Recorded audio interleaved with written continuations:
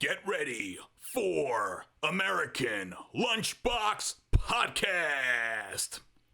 Ladies and gentlemen, boys and girls, let's get ready for another episode 18 of American Lunchbox Podcast. What's going on, guys? Welcome George, back. Samuel. We're at 18 where Leonardo DiCaprio's knocking on the door. Oh, man. We're 18 today. We're hitting Legal. 18. We can go out and fight the wars that they send us on. And by the way, Tim, thank you for your service, sir. Oh, thank you. You're welcome. Thank you for Yes. your service. Well, guys, I'm going to take a little time here to bring into play a little Shakespeare.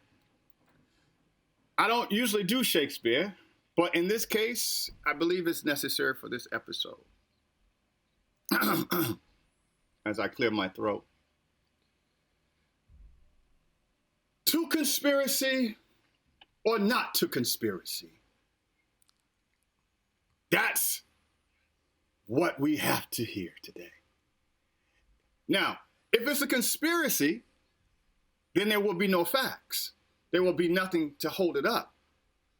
But if the GOP actually has proof of what they are allegating, or the allegations are, then we are in for a big problem. Now, for most of you all who are looking at this, you probably didn't see or hear what I'm talking about because you've been snowed. Now, that's coming from an independent, not a Republican or a Democrat. You have not seen because your mainstream media has refused to give you the coverage that the American people, all Americans, Black, white, Jew, Gentile, Latino, Asian, Native American, anywhere where you are an American, whether you're here or you're abroad, deserves to hear the whole entire truth. Now, for you all who are wondering what the hell I'm talking about the press conference that Rudy Giuliani, Trump campaign, and Trump lawyers had a few days ago that unfortunately did not get any kind of coverage. And we, because we are independent, we're independent-minded. We may have an opinion, but we're independent-minded, and it's important that we, on this show, give you what you haven't heard. Now that I've gotten that off my chest, now we can get into exactly what is going on with the GOP. Now, some of you all may turn this off already. You may say, I don't want to hear it. That's up to you. But what you're hearing right now is what you should have heard already. So let's talk about it. Let's get it out there. Let's do our part to make sure that the American people that do hear this understand what's going on the other side. So there's a lot of ifs and ands, but things that need to be considered. There are quite a few states that have still yet ratified because of the process of the electoral. And there's actually one state, Michigan, that has decided that they're going to stand off or stand down until they get, because of their voting was so skewed and so out of place that they decided to, and that's a win for the Trump campaign actually, to actually wait until they are till all of the lawsuits have been heard. Now, let's be clear, there have been a lot of court cases that has come in and been thrown out, but those, according to Giuliani and his team, were either private Republican groups or private citizens. It wasn't the group that was giving the press conference, as far as what Giuliani was saying. So, let me preface this by saying one more thing before I allow Tim and Chris to jump in here. First and foremost, I'm suspicious.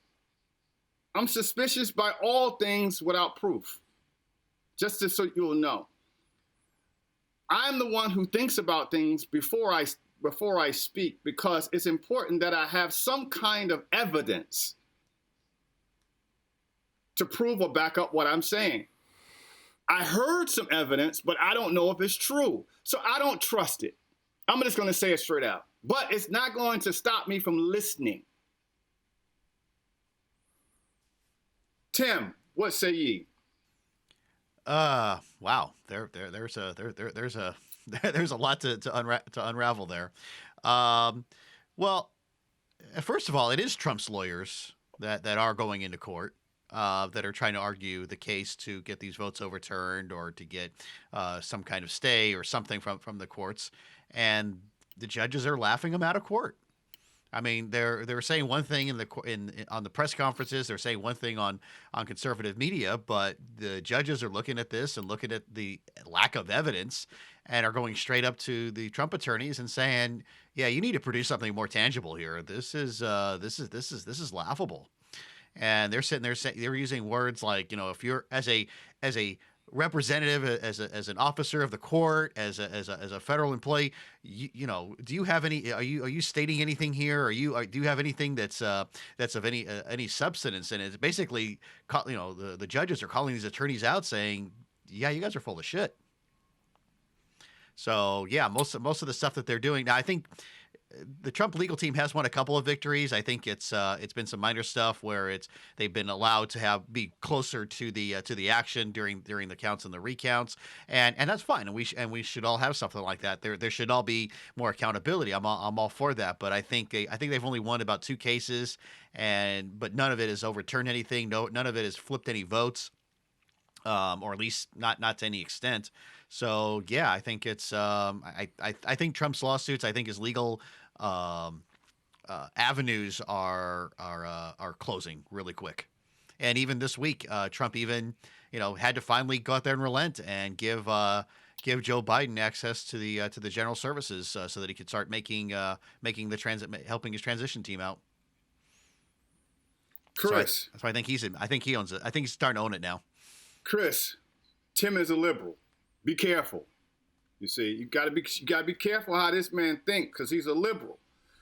And one thing's for sure is that based on the understanding from the press conference only, it sounds as if what Giuliani and his team has brought to the court, which he's claiming has only been 4 cases.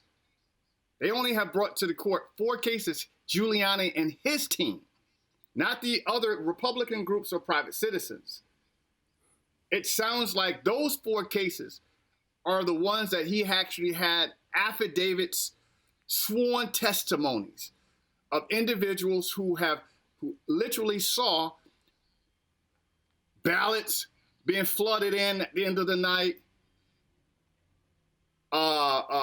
He even talked about a woman in Detroit saying that she was asked to change the dates on certain ballots. Then, of course, you have this whole mail-in debacle that he's claiming. Chris, what say you? I think a couple things could be true at once. And to Tim's point, for Trump as an individual trying to hold on to a little bit of power here, it looks like a closing window, and it doesn't look good for Trump. The betting odds still had him at somewhere up to 8%, which is in some cases, which is pretty high. I don't know, might be closer to 1 or 2%, but there's always those people who won't count him out. At the same time, what also could be true is that the media, like you're saying, George, could be doing a tremendous disservice by not even putting the stuff out there. Because I watched on the only mainstream place that put the whole press conference online was Bloomberg, to their credit, but no other place was covering it. And when they were, I watched a thing on CNN that said that was a 10-minute segment where they said why they wouldn't show it, why it was literally, they said, BS. And then they said, and then they spent the rest of the time discrediting the lawyers. I'm not sure how that helps anyone. And just so we know, because maybe people out here haven't heard this, these were the accusations. The accusations were regardless of these little process issues in the different individual states or counties, the accusation by Giuliani is as follows: that there was that the inconsistencies in the Democratic counties were so common that it must be some sort of coordinated effort. That there are affidavits to prove that there were coordination in certain places to either create votes or to game voting machines. And the big accusation made by Sidney Powell, who was also on stage with Rudy, was that there is a international conspiracy, one of communist origin and backed by communist money, where there was a guy who has a PhD degree. We're not going to dox his name here because that group that he may belong to would have no problem doing so, but just for the fact that we don't know if he really did this. Basically, he's a PhD and he works for Dominion. The accusation is that Dominion had a push towards swing states instead of Democrat areas, and that he had been caught doing a lot of Antifa-type language on his Twitter, which is now down, and that he also had been talking with other Antifa-type members that, hey, don't worry, we got this. We're going to game this thing for Biden. If there ever was a person that could be a central figure as like a villainous figure to get Trump, this would be the guy. But again, we don't know what's provable, and the clock is ticking. So they keep promising that these big national suits are going to be brought, and it hasn't been brought yet. So a lot of things are out there, and it's hard to parse through it all. But I think it is important for you all out there to not listen to the news reports of why you shouldn't listen to things for yourself, and instead go seek out the raw footage. Because if you're going to listen to a half hour of the news telling you their opinion, why don't you just take that half hour to see the thing yourself and formulate your own opinion? Now, that's my point of view. Now, Chris, that's a call to action to our listeners to be proactive in their efforts to seek the truth. But the reality is that some people can't handle the truth, right? Some people don't want to hear the truth. Some people want to be able to move forward. And I believe that a lot of the American people, both Republican and Democrat at this point, are looking ahead. But here's the problem, right? Here's the problem. On my GPS system, when I'm driving, right? And I have it set to a British voice because, it's sexy. I like that British accent, my mate, I like that British accent, right? So I have my thing set, right? And I'm driving out to the mountains to my other house up in Glendora. And what happens is that on my GPS, what it does is it gives me a indication that there's an accident ahead, right? And it gives me a choice of another destination where I can go to in order to avoid that accident, right? Now, I could do one or two things in that decision making. I could say, I don't want to get off my route. I'm just going to see where it leads me. Or I can get off my route, take a detour, and go around it. And this is where the thinking process takes place. One person will say, well, you know what? I don't want to, I'm not going to. But what happens is that this may be a clog in the system. So what most people will do, if this actually, which I don't know if it will, happens to taint the process or reverse the process in any way, form, or fashion, no one would be able but mainstream media be responsible for not giving the information, but each individual, unfortunately, will not take the opportunity to drive through it. They'll take a route around it. They'll look like it never happened. And this is the problem with the responsibility. Now, I may be preaching to the choir, or no one will probably listen. But the reality is people, you gotta know where the hazards are. And Trump is a hazard. He is a hazard. If you don't want to know your enemy, if you don't want to understand what your enemy is doing, that's your fault. I, as an independent, listen to both sides because I want to understand the path to take that is going to be easiest for me and my family, myself and my community. So I say to you people, the people who are listening, the people who are going to take this information, much like Chris, seek out the information. But if you don't, listen, I'm not going to judge because I get it. We're sitting here talking about information that may not even be relevant in 2 weeks. We got a whole show dedicated to this garbage. So, but at the end of the day, I have to be responsible. I have to be responsible. Do I want to talk about this shit? No. Do I want to continue to talk about this? No. But I'll be less of a podcaster, person who says they do, who reports on the news of the day and culture and shit. I'll be less of that person to be able to sit here and tell you guys that this shit didn't happen and you shouldn't be aware of it. Well, yeah, George, that's the thing I keep coming back to is that, we have these mainstream publications that we, for whatever tribal purpose, identify with one or the other, but they have a whole hierarchy of bosses and they're not allowed to talk about certain things. Look, this week it came out that Andrew Yang's campaign was suppressed by MSNBC. They wouldn't have him on the air. So that's another candidate on the Dem side that got suppressed in some way in order for the DNC to pick their own. What I'm getting at is this. If you just trust one news source, that's bad for you. You should listen to all different sorts of stuff and form your own opinion. And don't take any of these people's opinions. Because guess what? All of these guys on these cable news stations, they keep getting promotions. They keep getting primetime slots. Do you get a primetime slot if you speak truth to power? Or if you speak truth to power and you expose some shit like Julian Assange, is that what happens to you? Because when I see someone break some real news, I see them get punished. But, so I get it. Trump made a lot of fake news and he talked a lot of fake shit. That's why we don't want to trust this. At the same point, he's right to say that the news was fake around him. Because this was all a show. Because, George, and Tim, this is like pro wrestling with Trump. Why am I never offended by Trump? Because I've seen this act before. One, it's Queen Schoolyard bully tactics. And two, it's pro wrestling heel work. And guess what? The pro wrestling heel is going to make you tune in because of how much you hate him. But here's the dirty little secret. No one dies. No one dies. Did you die? Did he become Hitler? Did he take over the world? Are all these fucking things about Russia and everything they said for the last 4 years, did they come true or was that all conspiracy theory?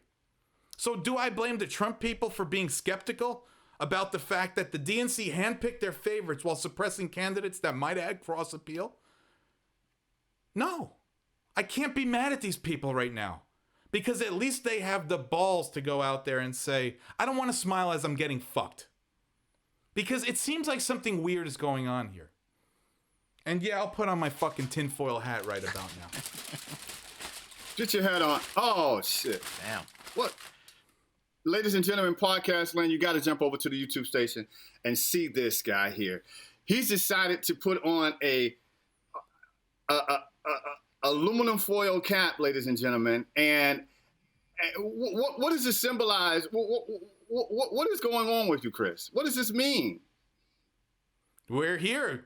For the next hour or so, we're going all in on conspiracies and conspiracy theories and why they exist and what is their purpose and how did the term come about? Well, okay, before we jump deeply into the conspiracy theory, because you're right. There is an origin story for all conspiracy theories in some, believe it or not, in some truth. But hold on for a second. Let me just get this out the way because I don't want the American people to look at us and say, well, but you didn't say anything. For the record, to date, I want to make sure that you all understand that there in Pennsylvania, right, there were basically 11 lawsuits, right? 9 of them have lost, 2 are pending to date, right? Those were particularly about the registration of voters and their IDs versus the mail-in. So basically what they were saying is that each mail-in ballot should have had a registered identification paper go along with it. And that date was supposed to be on November the 9th. Okay? So if you would have had a registration without a ballot, then that ballot, if you would have had a ballot without a registration, then that ballot is voided. Okay? That was their biggest deal in Pennsylvania. Right? Now, over in Nevada, right? Now, mind you, what the Trump campaign is doing, they're flip-flopping. Right? In states that they need votes, they want the votes to continue to count. In states that there are too many votes, they want the states to stop counting. One of the two. Like in Nevada, he had a close lead. So they want all the votes to be counted in Nevada. Okay? Because all of them need to be counted because Trump was almost in the lead for that one, as well as in Arizona. In Arizona, it's the same situation. They were so close that the Trump campaign is requesting that they continue to actually count all the ballots and make sure they're in. Now, that is hypocrisy, but it's also politics, Tim, and it's part of it. And unfortunately, we are the American people that are in the middle of this, trying to sift through the bullshit, right? So in Georgia, 2 losses, right? 2 losses with this whole idea that there were basically 53 ballots, which would not have changed the outcome of the vote anyway. But 53 ballots arrived after the polling place at 7 p.m. That case is gone. But of course, listening to Giuliani, they're going to open another case because of the spike in the votes. Okay, there was a huge spike in the votes when everyone, quote unquote, went to sleep. You know, secretly. This is where the conspiracy talks. This is where it gets kind of weird. A truckload of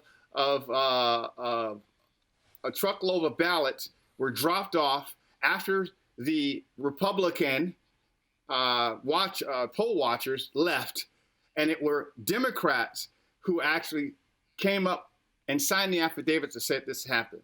Now, again, my friends, you got to look this up yourself. You got to go out and get the information. Okay, it's very simple, but not easy. Okay, it's simple, but not easy. Now, to everyone out there, I understand and I get it. Okay, it's hard to sift through shit. It's hard. It's hard. Okay, but when you got to go in there and you got to lift that plunger up and you got to get that shit through the toilet, you got to get it through. You can't avoid it. You can't call your wife. You can't call your husband. You got to do it yourself because it's your responsibility to plunge, to go and seek and get through it. Okay? You got to get through this shit on your own. You got to get out there and you got, my friends, to get the information. Now, if you choose not to, I get it because shit stinks. And I don't want to be around it. I get it. I get it. If you say, nah, Battle, I ain't gonna do that, man. I'm gonna move on with the Biden and the Harris, and I'm gonna look at this. Listen, I totally understand. I totally get it. Okay, but don't be a part of the folks that said we didn't tell you so. If something happens to pop up, because it's not gonna pop up. It's right here in front of your face. Okay, so George, that's a good point. How shocking if. In the odd chance that Trump won, with these people that have done this, look, it's one thing if people said, you know what, fucking Biden, all right, I'm going with Biden. It's another thing if people said, blah, blah, blah, blah, blah, blah, blah, blah, blah, blah, put their fingers in their ears. Could you imagine if Trump pulled this off, how hard those people's heads would explode? It looks like a very slim chance at this point, but I guess the point that I think you're making and that I'm trying to make too is that stop being surprised. Stop putting yourself into positions to be so surprised. Exactly. Well, exactly. Well, I think every conspiracy theory has a little bit of truth to it. You know, I mean, I think that's what gives, and especially if it's got a little bit more truth, it's what gives it a little bit more credence. I mean, I think for years I'd always heard that the government's watching us, and you know, you sit there and just yeah, okay, whatever. You know, you're just paranoid, you're just whatever. Until Edward Snowden came out and provided unprecedented truth or proof about that, and so people started listening and started saying, oh wow, this is they really are listening to us. And, That's right. And there could be a case where maybe 10 or 15 years from now, maybe there is actual evidence to suggest that the Democrats conspired to go out there and keep Trump out of the White House again.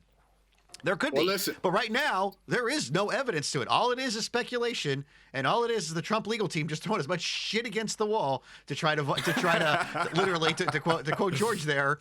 They're just trying to throw as much shit against the wall and hope something will stick. Well, I tell you what, Giuliani, and he's talked for about 30 minutes, 35 minutes. He talked and then he came back because he has to have the last word.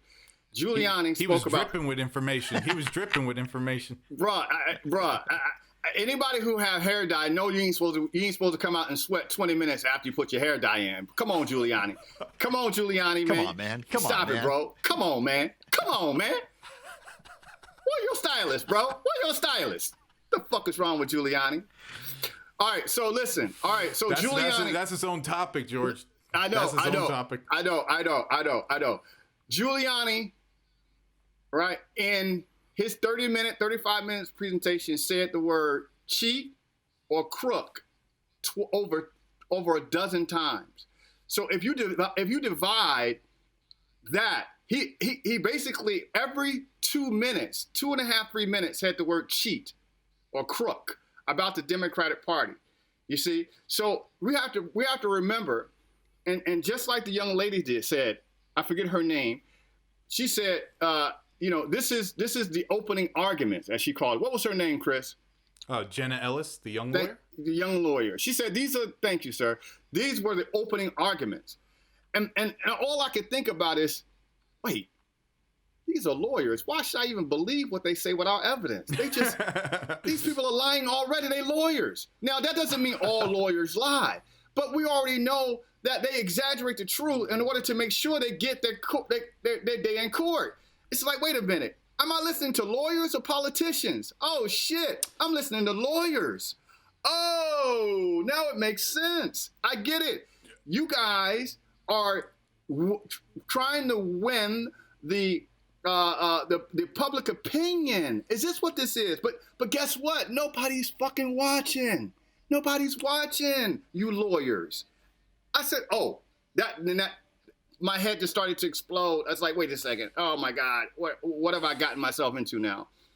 Well, no. Well, that's the point of having Giuliani there, I suppose, because you would look at, from a legal front, you'd look at it and say he's not doing Trump many favors at times because of some of his behavior, but maybe it's just to get that initial shine of attention on them. Maybe that's his role. Maybe his role is to run out there dripping with his hair on fire and say some shit that's like, all right. And maybe there's someone more professional that comes later to put that in a nice pile, presentable pile. Okay, so now that takes us into the conspiracy. Now we could talk about conspiracies. Let's move it forward. But before we move it forward, as always, guys, I care about you. Chris, how was your week, man? How was your week this week? What's going on with you? It was actually kind of sad for me. My trusty couch, which I've had good memories on, and not only that, but it fits the space well, and it's comfortable, has unfortunately met an untimely demise. Last couple times I crashed on it, I got bitten up by spiders. Oh, shit. So not only was it starting to get saggy, but now it was getting infested as well. So I said, all right, I'm going to have to throw out this couch. Very sad for me. Yes, I am doing a eulogy on the couch right now. Deal with it.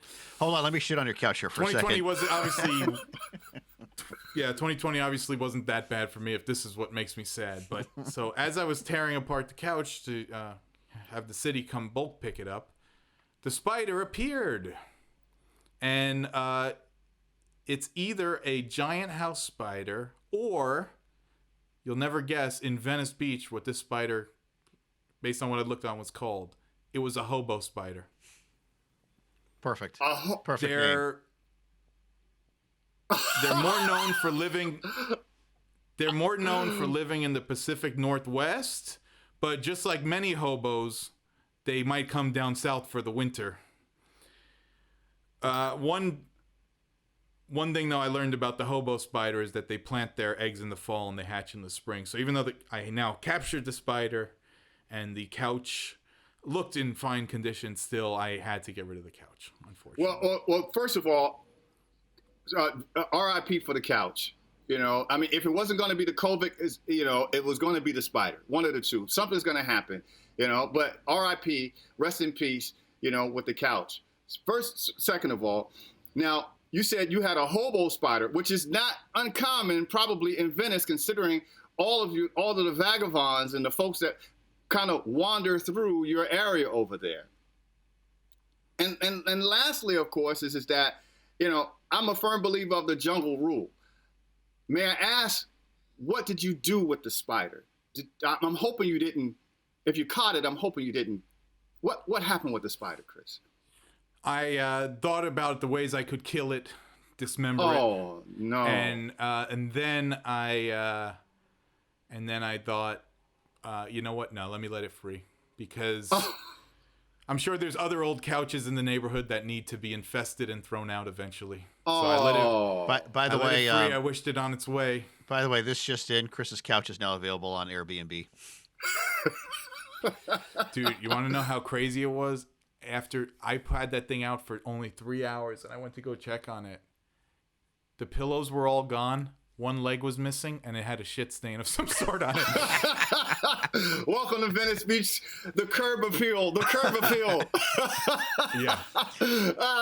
That's dope. Tim. So you know what though? I don't want to be negative. Let me put it this way. This door closing has led to another one opening, and I'll keep everyone hanging on what that might be for the moment. Awesome. Hey, Tim, what's going on with you? How was your week this week, brother? Talk to me. Oh, kind of weird, and actually kind of related to this, to our topic today, actually. Yesterday I had to go out there and run a bunch of errands. Went to the eye doctor to get some new glasses. But one thing I had to do yesterday was I need to get my car serviced, get a nice little oil change, because it's been I don't think I've gotten it serviced all year because I haven't driven the thing all year. And now that I'm starting to travel a little bit more, it's like, okay, I need to get my car serviced. So I went down to my local dealer that I haven't been to all year, and come to find out, it's now an Amazon distribution hub. The dealership is closed, and yeah, it's gone. Oh, shit. So now I don't know. I think there might be a conspiracy thing. I think that Jeff Bezos has secretly bought out my dealership so that my warranty would now be void, and now I would be forced to take public assistance and be hooked on Amazon or something. I don't know. Well, listen, Tim, RIP to your dealership, man. Again, if it wasn't for the hobo spiders, it's going to be the COVID. One of the two, right, for 2020. And on your end, it was the COVID. Yeah. The COVID stepped in and took your dealership away. Yep. And RIP, damn, this is turned into a very morbid show. What the hell? Yeah. But okay, well. How was your week, George? Oh, sorry, Arcade or something, or Battle or something. I don't know. The man got so many names. If you look at him on Facebook, he's Arcade. If you talk to him in person, he's George. And if you really want to piss him off, just keep calling him George, and he'll finally say, "Call me Battle." So, but thank you very much for George, that. Can you please not change your name from George? Oh, come on, man. We're not gonna have this conversation right now. Come on now. We're gonna have a separate mini episode for those folks who can truly understand the George Arcade name change and evolution. Okay, we'll get to that point. Your last name is really cool, so the common name is cool because look, if your name was Tim Taylor, those are two common names. Then you should become like, Jamiroquai Taylor or something. But if your name is George Battle, that emphasis is on the last name. But if you change it to Supercalifragilistic Battle, you took away the emphasis on the battle. I understand. But I'm going to reserve the right to talk about that a little later. But I hear your words, my good brother. I hear your words. Okay, so yeah, my week. So my week was pretty consistent. No real excitement. I'm bunkered down. Getting through it. The big conversations have been in my family. Is that how we're going to do this Thanksgiving for the COVID? It's and we're having this conversation like via text messages and of course using technology, and it's getting to be a thing. Now, for shout out to the Battle Girls, my daughters. I'm not going to put all of the business out there, but it looks like half of my team will be in Arizona, and we may have to be doing some things there. Again, shout out to them. So it's been a week of like, okay, how's this going to work? And with the COVID spiking as it is still a part of the news. It's still the reason why we did this podcast, and it still exists. And it's the reasons why we're so distant right now. Is the COVID is still real, and we're still trying to get through this to get to a better day. And it's going to get harder. I think last week we had our highest number since the COVID in Los Angeles County with 4,500 cases. And we're looking at maybe some lockdowns in certain parts of the state. So this shit is really real, and it's affecting us all. So I'm bunkered down here. And those are the kind of situations that I've been dealing with over the last, week or so, figuring out how not only this holiday, but 4 weeks later is Christmas. A week later after that is New Year's. It just keeps coming. But as we continue to talk about conspiracy theories, I recognize, like Tim said, that there are some truths in conspiracy theories. And that's the reason why conspiracy theories live on. But let me just double back for a second, because I want Tim to be extremely clear and the American people to be very clear. It's the reason why conspiracy theories, especially on a governmental level, remain conspiracy theories is because of the suppression of information. You see, Tim, if there was a real conspiracy in this election, we won't hear about it realistically for at least 3 generations when they'll unlock, right? We'll unlock the box and it will tell us all the truth. But between here and then, it's all going to be speculation, because the American government would not want to lose the trust of the American people, understanding that there was indeed fraud. So even though we may want to hear the truth, it goes back to my earlier statement. Some of us can't handle the truth. Well, Chris, and the problem too, though, is that with conspiracy theories is that you need a boogeyman. You need somebody that you don't trust. And the government is a great source for that. Whether it's the government or NASA or something like that. Tim, you're talking to a black man. Stop Of course. What the hell are you talking about? You're not talking to your white counterpart, Tim. You're talking about trusting the government. I'm still waiting on some reparations. Get the fuck out of here. So yeah, obviously, the government is a ginormous source for that. And that's what kind of fuels conspiracy theories, is because there is a mistrust. I mean, like, look at the Kennedy assassination, where they did say, okay, we're going to sit there and take all this evidence and we're going to lock it away for upteen generations and not tell you about it. And that's why governments and organizations do need to come up front and say, this is what it is, and be upfront with their findings. The problem is that when the governments come out and say, we don't know what the answer is, then for that lack of knowledge and that lack of certainty, because people want certainty, for that lack of it, governments will come out, or people will come out and come up with their own theories. People will come out and say, well, what do you mean you don't know? I want to know. I want to know who shot Kennedy. I want to know that we really went to the moon. I really want to know, what happened with 9/11. So I don't believe your official accounts. So they will come up and they will make stuff up, and they will come up with alternate theories to support whatever bias that they've got going on. And that's how conspiracy theories at least start anyway. And especially the more complex or the more powerful the event, the more conspiracy theories seem to thrive. So like events like 9/11, there was a bunch of conspiracy theories saying that, oh, there's no way that a jet plane could generate that kind of heat and melt steel and take down a building.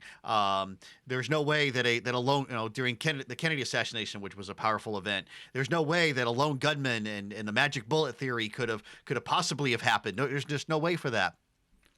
But if you take small events, I think one example that I saw was, let's say the attempted assassination of Reagan. It wasn't a huge event. I mean, it made the news and all that, but Reagan survived. They got the guy who did it. There wasn't a whole lot of conspiracy theories about it. It was just a lone nut job who was trying to impress Jodie Foster. That was it. But had he actually been successful at it, and then the conspiracy theories probably would have been running rampant, where it's like, oh, it was the Democrats who wanted to take out Reagan, or it was the Contras or something. They were trying to take him out because he was going to, do something. Ollie North or whatever was going to try to do something. I mean, who knows? So that's usually what from what I've been able to research as far as why what happens, how do conspiracy theories start up. Well, Tim, do you believe? It makes sense because if I try, if I was going to meet Jodie Foster, I'd try to impress her too.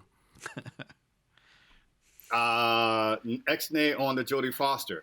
But hey, Tim, do you believe in conspiracy theories? Do you believe in conspiracy theories? I mean, I don't know that I believe in any particular theory. I mean, I think we were talking about the Kennedy assassination. I can fully support not supporting the official claim that it was a lone gunman. I can fully support that. But as far as what the alternative is, and whether it was the Cubans or whether it was the mafia or whether it was what, I haven't seen any proof one way or another to sway me that it was any alternative. But I can totally buy into the fact that the official explanation that it was a lone gunman. I think some of the evidence has been kind of shady. So I'm all for and open to the fact that it could be something different. I think that's the one I can dig into.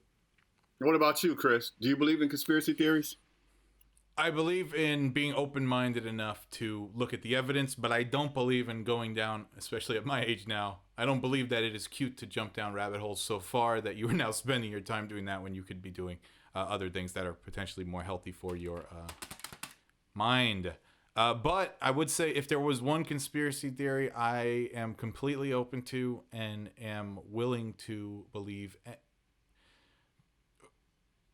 want to believe, it's that JFK got killed by not the person, by maybe that person, but maybe there was a group.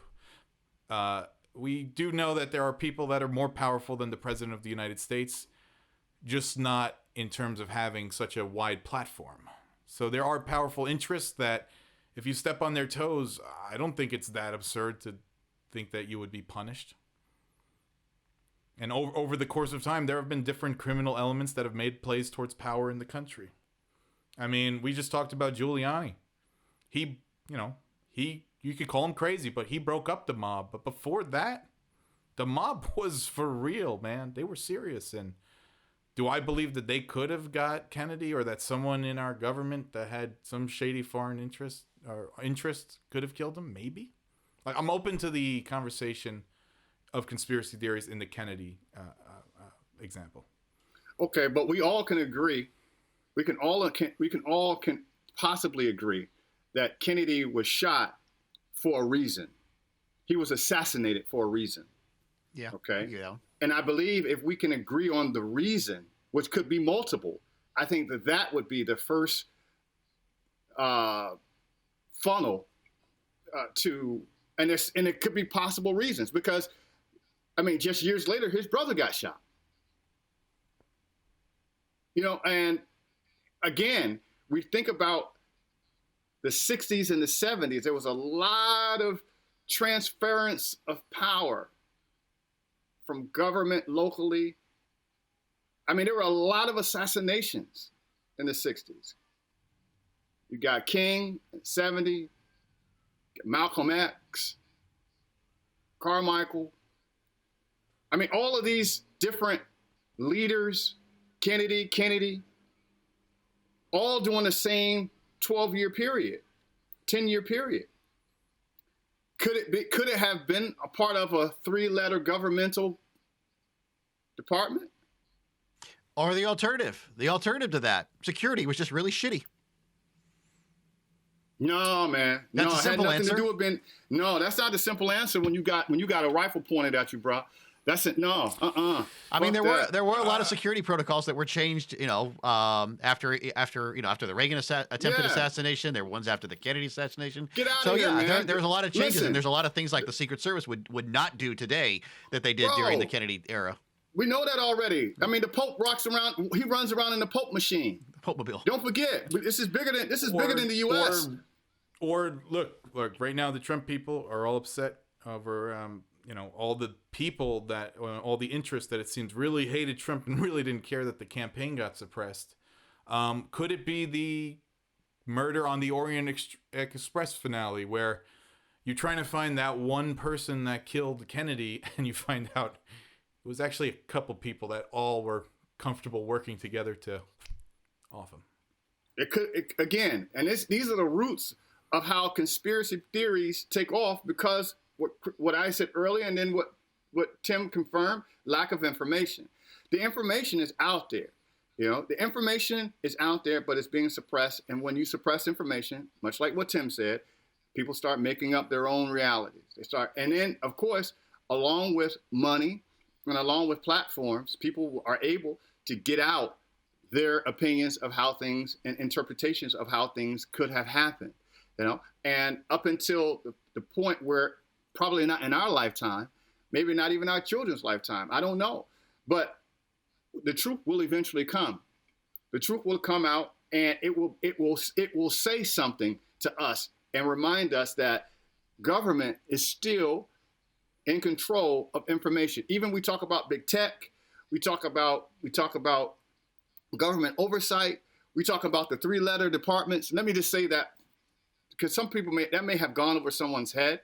When I talk about the 3-letter government departments, we talk about the CIA, the FBI, because some people may not have gotten that, because they also too have privilege and access to information that the lay government person, a person that's in the government not even have what the CIA may have, or the FBI. They may not even be privy to the information.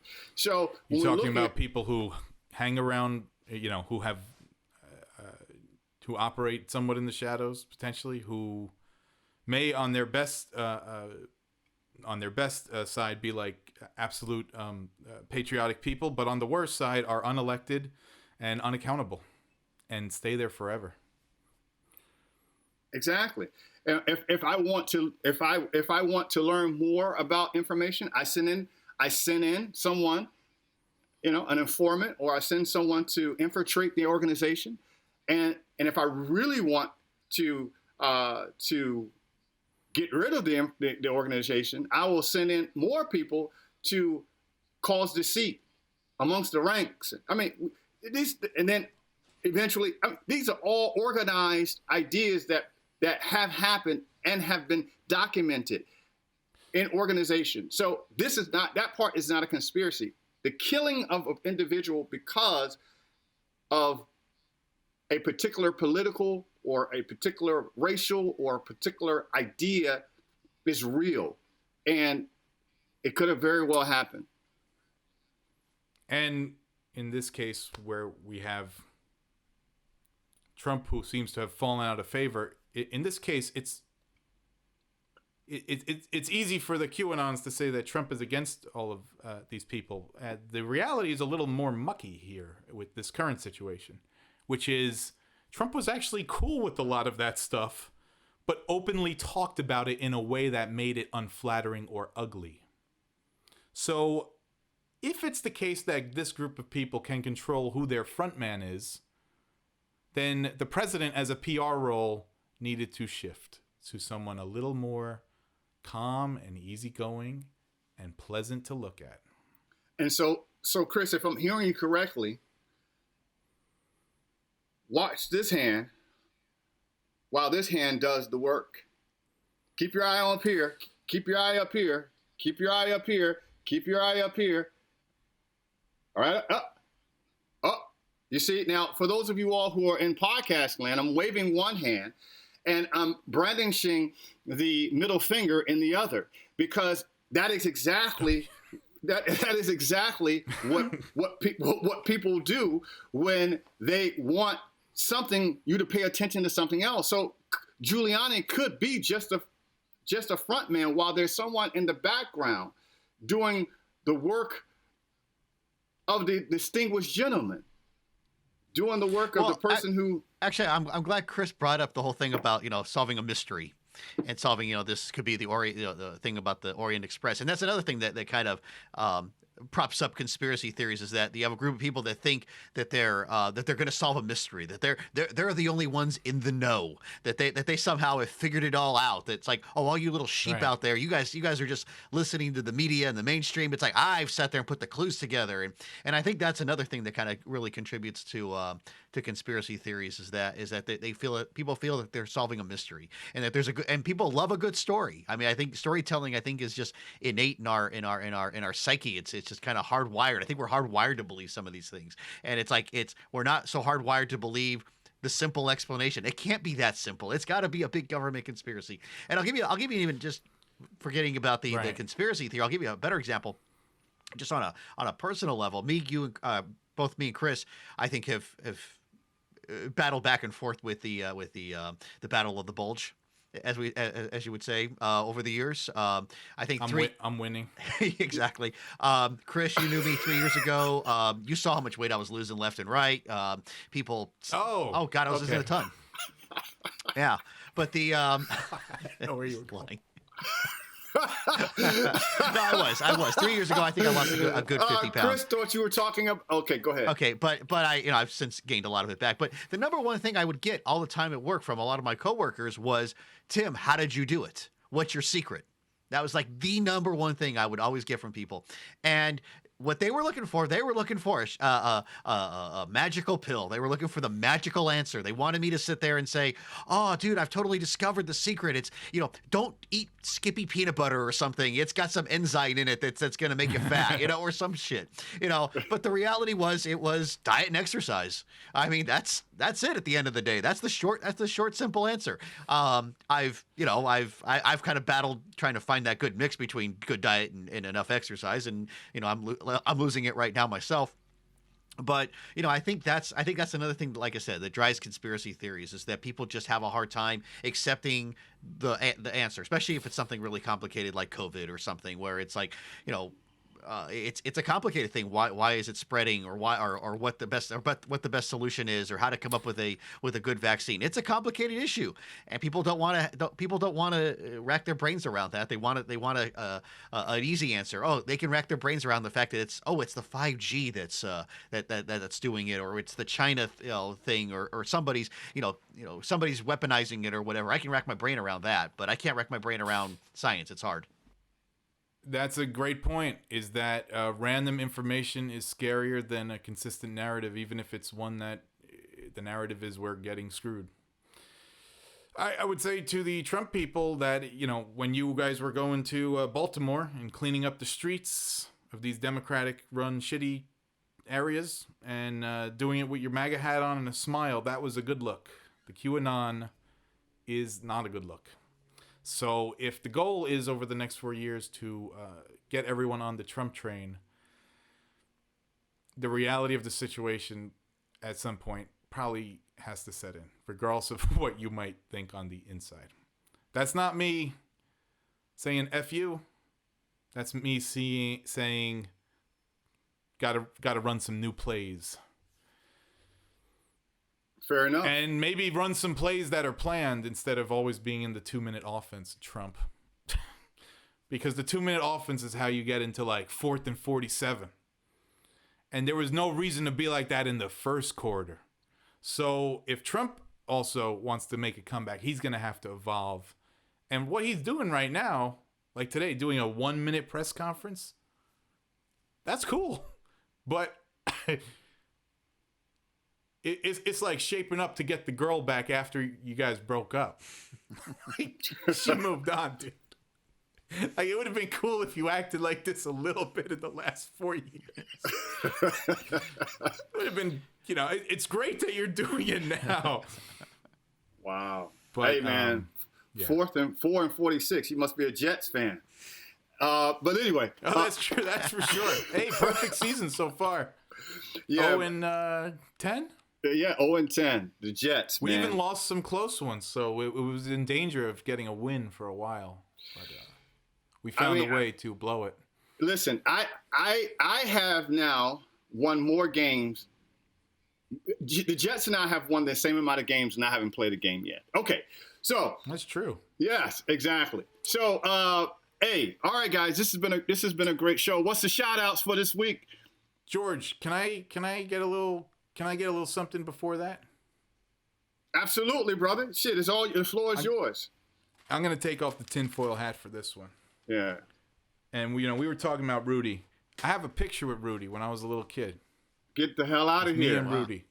And I'm gonna post it to, or gonna, we'll have it on the social media, and you might get a chuckle out of it. But Rudy is a complicated figure, and part of that though is because the news narrative doesn't know what to do with him.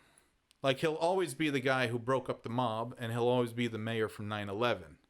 But the question now is they're looking at him, and he's doing some things that they don't like, and he's acting in a way that they see that is unbecoming. But what the fuck does that mean? Who gets paid off a legacy? I do not get paid today based on how you felt about me yesterday.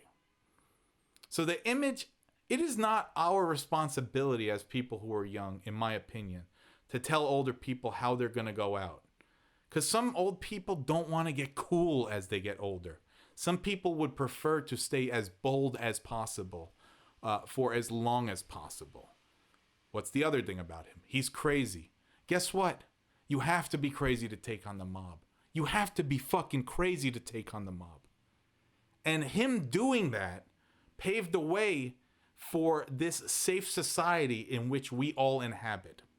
So we could say he's Harvey Dent. We could say he's only the hero until he lived long enough to be the villain. But you know what? If it wasn't for him, you would not have the privilege to be as safe as you are and to talk as much shit about that man as you do. My childhood was safer in two ways because of Rudy. One, the streets were more policed than New York was in the 70s or 80s. It still wasn't great, but it wasn't, was it what it was? He cleaned up the city. Number two, I have olive skin tone, if you haven't noticed. I never felt approached by the mob as a recruitment effort when I was young. Ever. I never felt that. And not only that, when I went to Sicily, in the Anti-Mafia Museum, they have a whole thing about Rudy because all the shit he did in New York in the 80s, they used to start getting at the mob in Sicily. Does it mean they went away? No. But it means that they're not doing symbolic killings in the street where your arm's at 12 o'clock, your other arm's at this, and your head is twisted this way. Maybe you fell off the side of a cliff. But maybe it was just a little more of a mystery.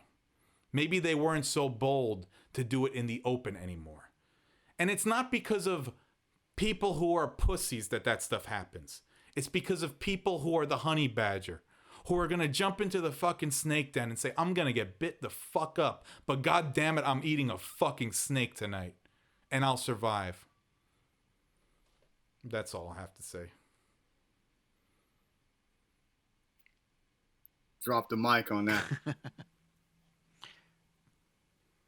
Tim. Yes, sir. Shout out. I'm just gonna call you sir now because I don't know what your name is now. I don't know what to refer to you. You don't know what to call me. Call me black. Call me African American. I know what you're trying to say. Just don't call me late for dinner. I think was he changed? It was Azerbaijan battle or something like that. Oh my God.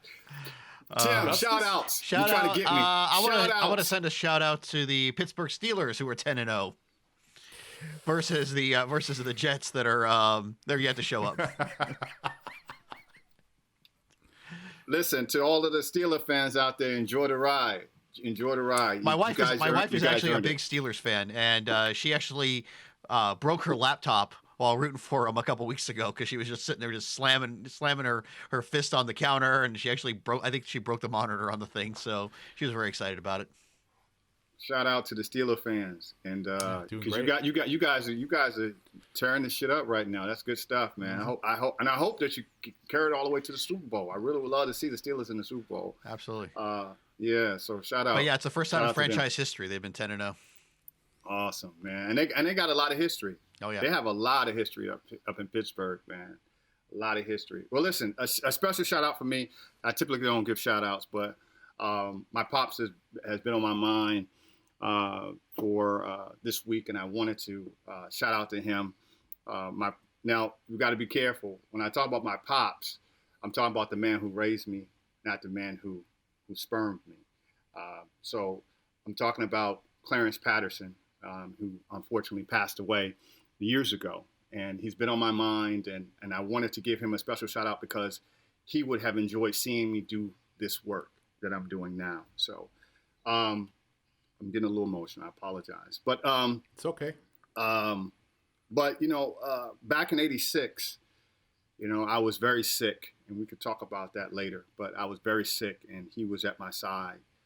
And unfortunately, I wasn't able to participate in some events that were going on during that year. Shout out to all of the folks who went to Lewis Pasteur Junior High School at that time when I was there, and they know about this. But he was there with me, and let me just say for the record, we haven't always seen eye to eye. We haven't always been the best of friends, but he was always there for me. And during that time, he was a musician, songwriter, musician, jazz musician, great jazz musician, avant-garde, played every instrument, was, a part of the best in New York when he was there. And he had the wherewithal during the time when I was most sick to write these words. And I'm going to do my best at the end of each podcast to say these words, because right now is when we need them. And then we're going to close out. He said to me in these words, as he wrote them down in an old yearbook that I unfortunately was not able to participate in during that time. He wrote into a yearbook. He said to me, George, he said, don't ever let the times change the lines in your smile.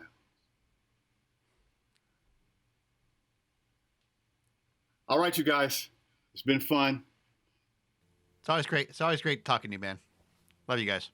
I love you guys, man. And we'll see you guys next week on American Lunchbox Podcast. Peace. Stay safe.